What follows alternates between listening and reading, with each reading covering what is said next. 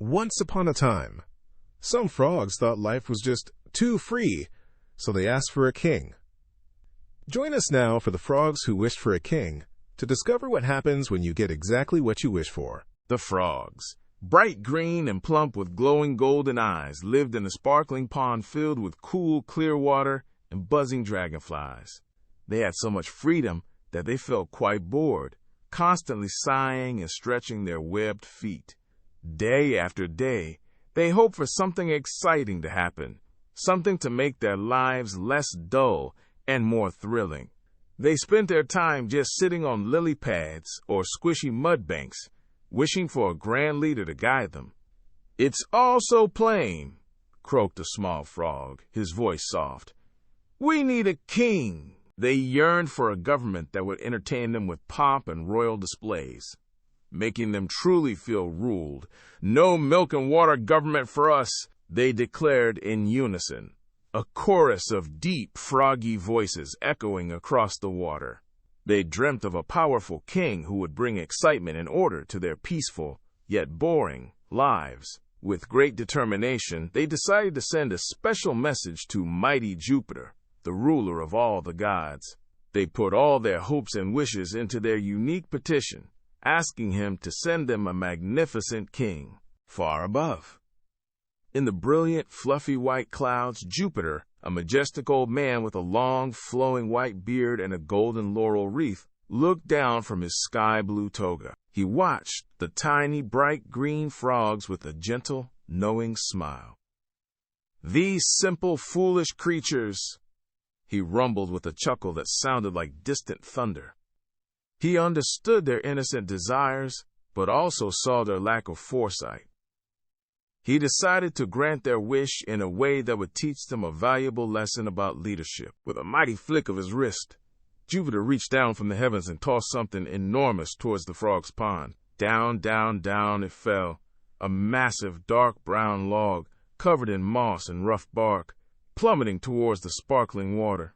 There was an enormous echoing boom as it hit the pond surface, sending giant waves rippling outwards and spraying cool water high into the air. The brave little frogs, startled by the sudden, loud impact, leaped back in surprise. The frogs, their big golden eyes wide with fright, quickly dove beneath the cool surface of the water, hiding among the rustling reeds and tall, swaying grasses at the edge of the pond. They peeked out cautiously, their tiny green heads barely visible, their hearts thumping like tiny drums. They imagined their new king to be a terrifying giant, a powerful monster ready to roar and stomp. This new, silent monarch certainly looked very imposing and utterly immense from their hiding places near the soft, squishy mud. Slowly, carefully, a few brave young frogs, only half the size of the older ones, ventured a little closer to the huge, dark log. They poked their smooth green heads out from the reeds, their curiosity growing with each passing moment. They watched the log, expecting it to move or speak, but it remained perfectly still, silent and unmoving in the calm water. Soon, giggling softly, they realized that their new king log was not scary at all, just a very large, peaceful piece of wood floating serenely. What seemed like a fearsome giant quickly became a wonderful playground for all the frogs. Big and small, the agile younger frogs with their smaller bodies loved to leap from its rough bark, springing into the cool water with joyful splashes. The older, wiser frogs, still with their plump green bodies, made the broad, flat surface of King Log their favorite meeting spot. They sat proudly on their new king, enjoying the feeling of being high and mighty. Life was peaceful, but soon boredom started to creep back in. Yet, even with their playful king, the older frogs started to grumble, their soft croaks turning into loud complaints. "This king does nothing," one plump frog grumbled, his golden eyes narrowed in annoyance. "He's just a log," another echoed mournfully. They sent yet another heartfelt petition, full of long sentences and important words, flying up to Jupiter.